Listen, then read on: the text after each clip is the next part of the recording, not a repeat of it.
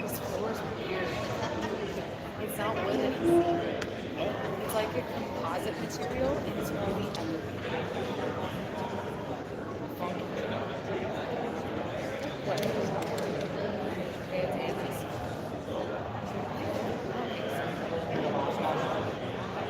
Oh, is it really?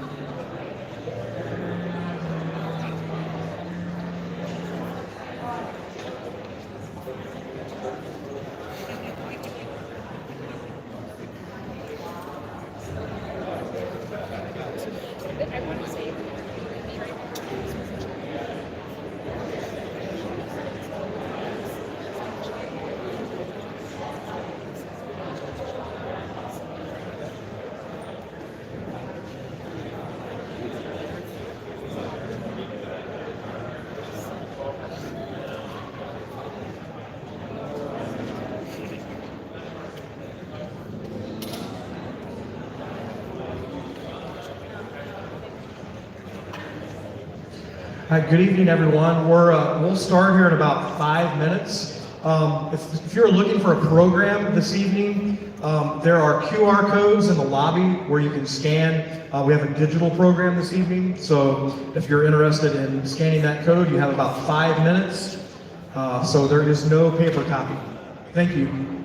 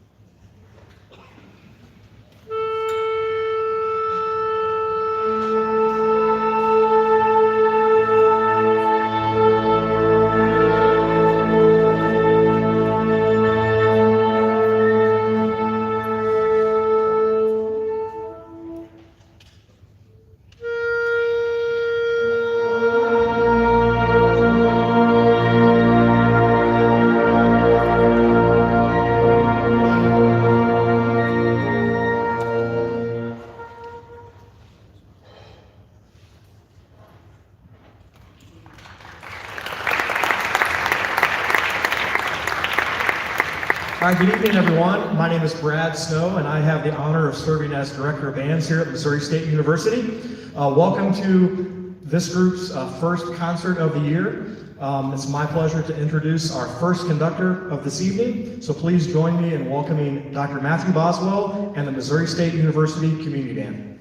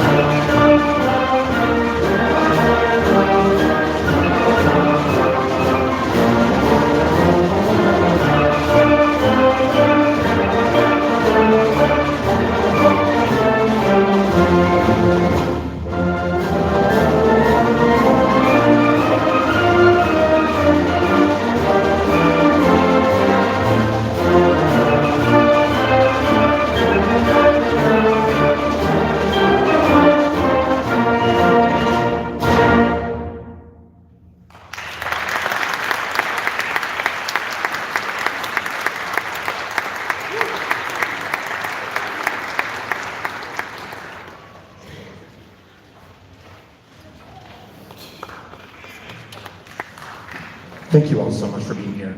We're going to take a brief intermission. I wanted this to be like an hour long, and we're well on track for that, so yay for a Monday night. It is 8:03. Let's say we'll start again at 8:14. See you in a bit.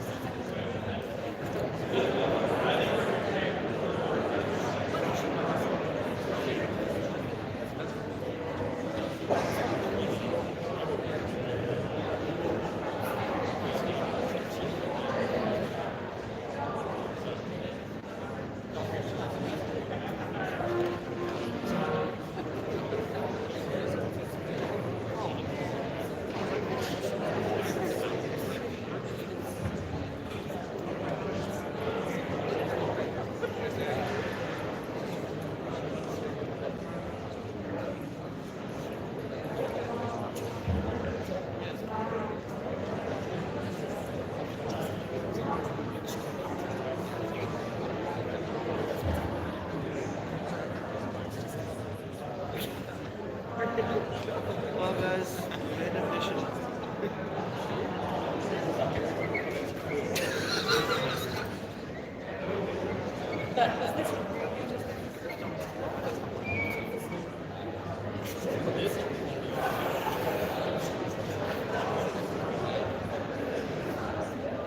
I can see half of it. Oh, this is much more.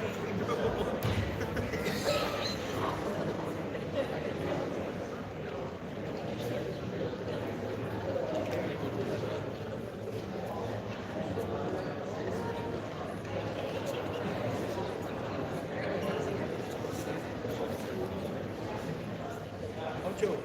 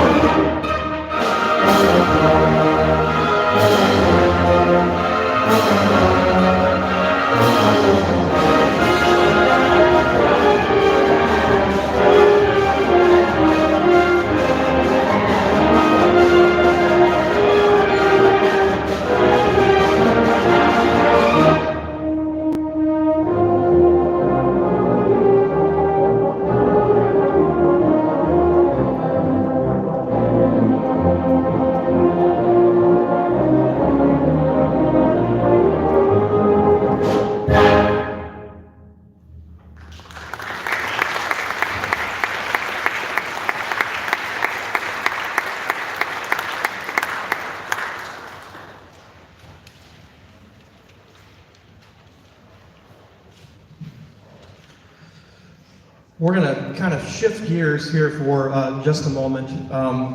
You may notice on your program, it mentions that we have a tribute portion of our concert this evening, and that's because although we're very happy to be performing for you this evening, we're also still very sad that we've had to say goodbye to two important people that were very crucial to the development of this ensemble, and those being Mr. Ron Brammer and Bob Scott, who both are former conductors of this ensemble that both sadly passed away earlier this year. So we reached out to former students of both people, former members and current members of the ensemble, family members, and we asked, hey, would it be okay if we paid tribute this evening, both through the music that we select for this evening and by just having a few people mention some things, some fond memories about both of these individuals. So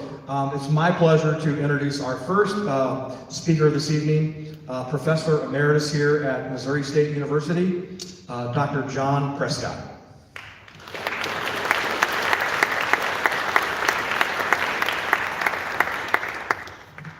Thank you, and it's an honor to be invited back to talk a little bit and pay tribute to both Bob Scott and Ron Brammer, both of whom were good friends of mine. Bob hired me in '86 to be the music theory coordinator here, and so I wouldn't be here if it wasn't for Bob, and I owed him an awful lot. And so then, a few years later, not too many, Bob retired, and I was department head by then, and so I was able to repay the favor by hiring Bob to direct this band. And that was cool. That was kind of a cool thing to be able to do. And so a couple of years later, Bob decided he needed to do some other things and wasn't able to continue with the band. And so then I hired Ron, because I was still department head, and so I have the honor of having hired both of them. And I have to say that for a young department head, it made me look awful good to have people who were that competent at directing bands to be able to direct this band, because it made it look like I was really good at hiring people, which, I don't know, but they were awfully good, amazing people to be directing this band. And then both of them turned around and had me compose music for them. Ron had me compose a piece that got published by Winger Jones called American Hymn Tune Sketches. Some of these folks may have played that piece. They premiered it over at First and Calvary Presbyterian. So that piece is still selling, it's doing really well, and it wouldn't be there if it weren't for Ron. So I owe both of these gentlemen a great deal, but let me just say that both of them where no one is more supportive of the band program here at Missouri State than Bob and Ron. Between the two of them, every time I talked to them, they wanted to know how the band was doing, what's the band doing, and that includes talking to Bob like, just about 3 months ago, 94 years old, he still wanted to know how's the band doing and what's this happening here and how are the budgets and things like that. It's like, Bob, you don't need to worry about that stuff. You don't need to worry about the budget. But he did. He still cared about stuff like that. And Ron still came to everything the band did. And Linda, his wife, brought him along, and I know Linda is here tonight. And Linda, if you are here and would do so, could you stand to be recognized for just a brief moment?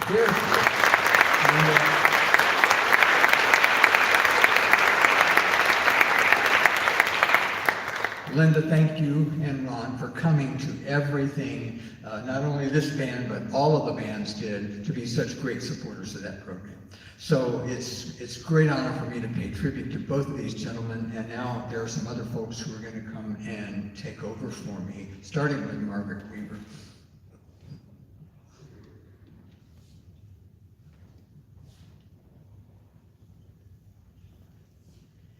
Good evening.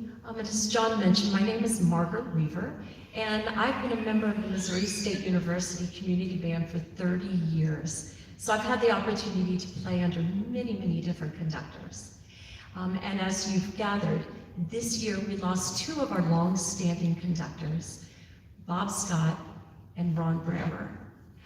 Bob Scott actually founded this particular group, as John mentioned, back in 1984, and continued to direct until he passed the baton off to Ron Brammer. And I want to give you an example of just the impact that they've had. If you were under the baton of Bob Scott in this band, would you please stand? Those of you that played under the baton of Ron Brammer, will you please stand? Thank you.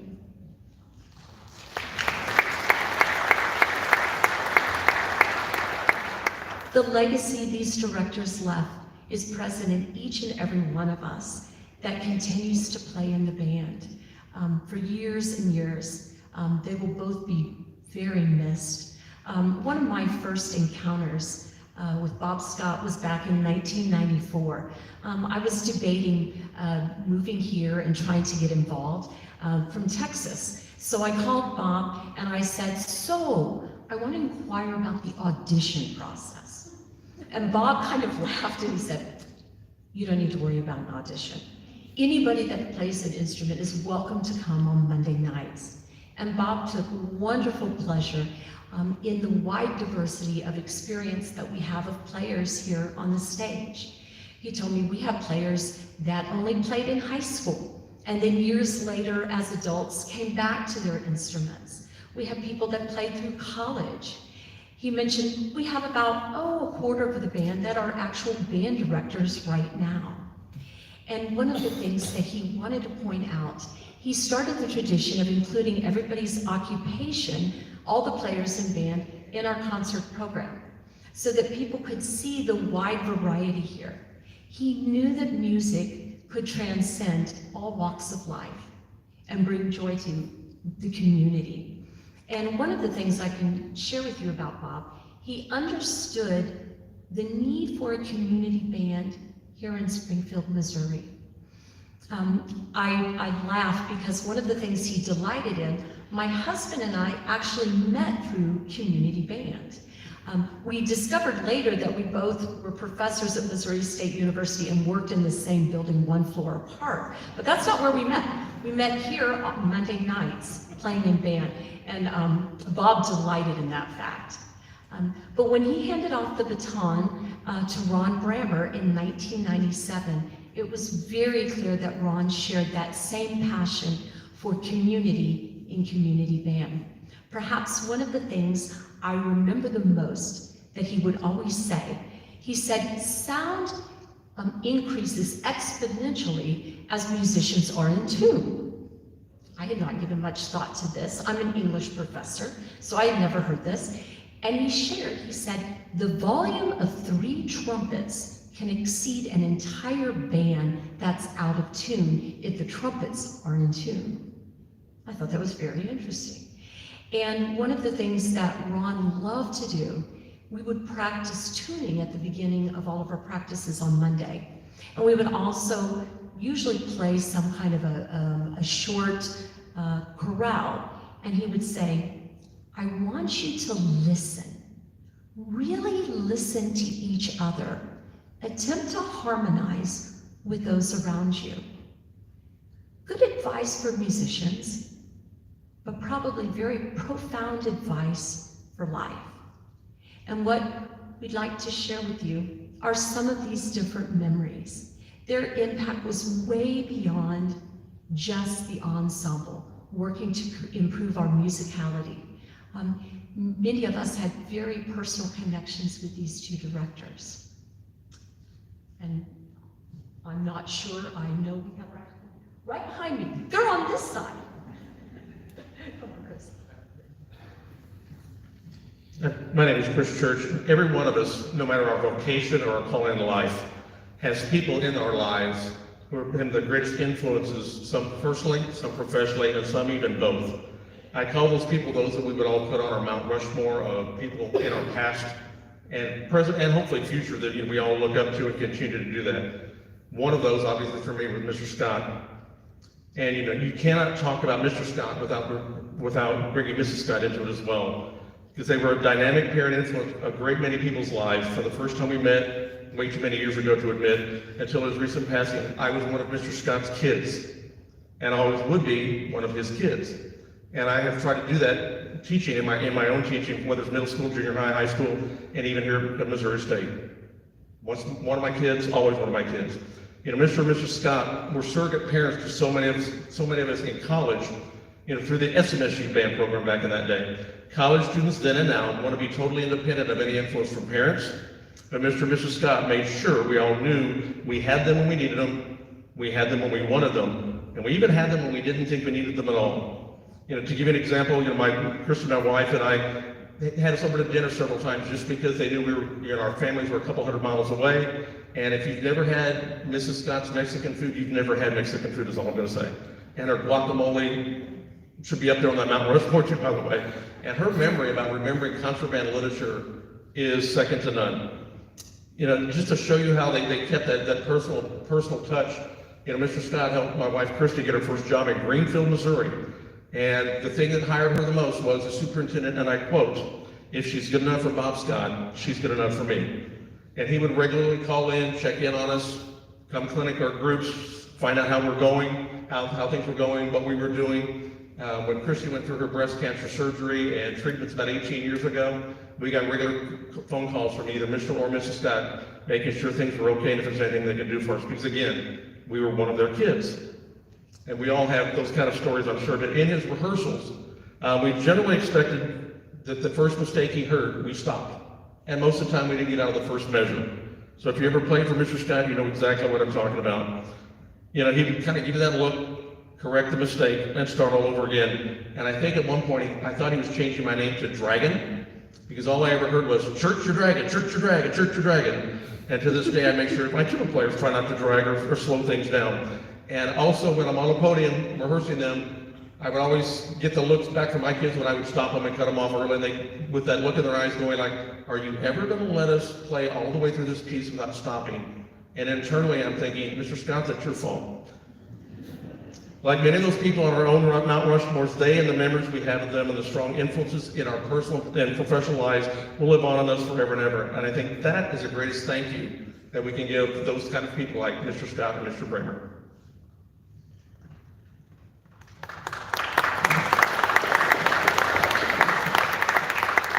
Good evening, my name is Katie Ford. I'm one of the band directors in this community band, and I have been a member for almost 30 years. I want to tell you how this ensemble, and Mr. Bramer in particular, impacted my life and the lives of so many other band directors who have played under his direction. Beyond being my band director, Mr. Bramer became my mentor and my friend. Early in my teaching career, I took a position at a school district with a struggling band program. When I was hired, I was told that if they could recognize the Star-Spangled Banner at the first football game, I would get my contract back. That winter, Mr. Bramer came down to clinic my 31-member band, and he asked me, "What are you going to take to contest?" I admitted that I had not intended to take them to contest because I did not think that we would get a good rating. Mr. Bramer encouraged me to reconsider, assuring me that the band would rise to my expectations. He firmly believed that setting a high goal for my students would inspire them to work hard and to succeed. He guided me in selecting music that suited my students' abilities and yet challenged them for musical growth. That spring, my band delivered an amazing performance, and I was so happy that I had taken them to the contest. My students would not have had that opportunity without Mr. Bramer's encouragement and support. I currently teach at Ozark, and I often find myself using teaching techniques that I learned from Mr. Bramer. In fact, I did it today. Good teaching is universal among all musicians of all ages, from middle school all the way through adulthood. During our community band rehearsals, I would listen to how he taught, the information he shared with every section, and I would take notes. I would write things at the top of my music. I would write all of the things that he taught me. You see, he was an old school teacher. He learned from other great band directors and by reading books. He knew all these tricks to make us instantly better. And I learned things that I have now incorporated into my classroom practice. The one thing I love as much as teaching is playing my flute. I feel so blessed to have had the opportunity to continue playing my instrument and performing band literature for all these years. No other musical ensemble fills that void like the community band does. I will forever be grateful for how Mr. Brammer shared his expertise, his commitment to the members of this community band, and the joy he brought to our lives through music. Mr. Brammer left a lasting legacy not only for those he taught, but for generations of musicians to come.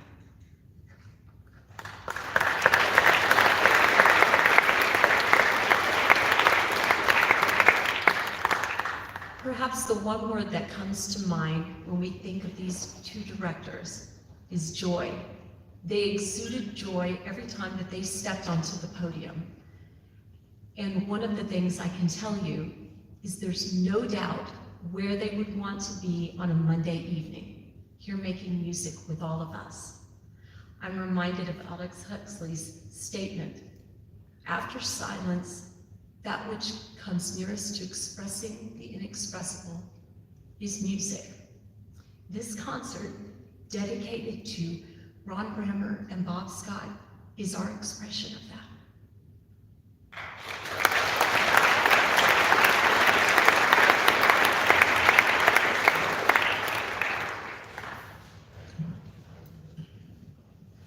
I didn't think we were going to get through that without tears. That's impressive. I'm just going to share a real quick story. I got here at Missouri State in 2016, July of 2016, and one of the very first people that I met was Ron Brammer.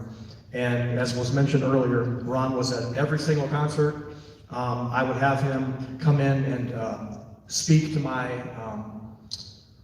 band methods class. He was supposed to talk about fundraising, but it always turned to something band related, and just like Katie Ford mentioned, I learned so many things in my own class from Ron Brammer that I still use today. Anybody familiar with Ron's articulation visualizer?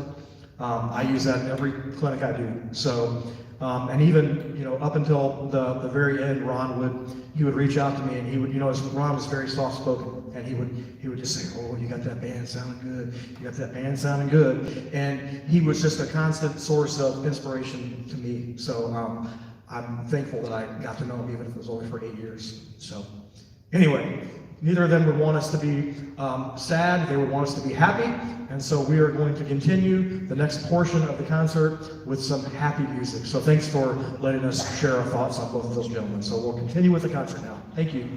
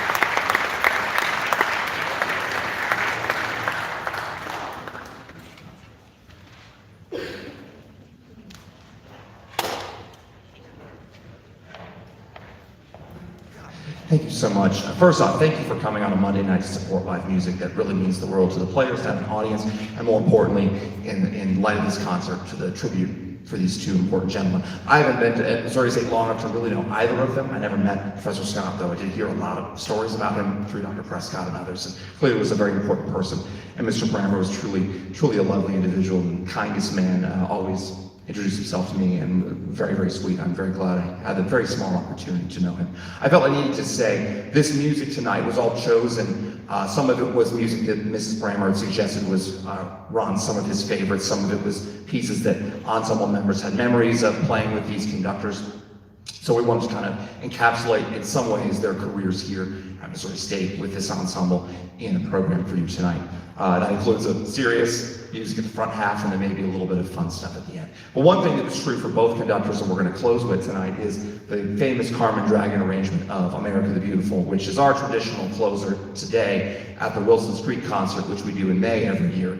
But I know both of them did with this ensemble many times. So thank you so much for coming. Shameless plug, if you want to see this ensemble in action again, our next concert for this group is December 2nd, which is a Monday, also my birthday, so you can be there as a birthday present to me. I'll wear a hat. Additionally, the week of Thanksgiving we have off, but the week before Thanksgiving, that Tuesday night, is the University Band's concert, and both my ensemble and Dr. Snow's University Ensemble will be performing, and we'd love to have you there. It's going to be a great night of music making. So whatever that day is, that Tuesday, and then Monday, December 2nd. Thank you so much for being here. We're going to close with America the Beautiful.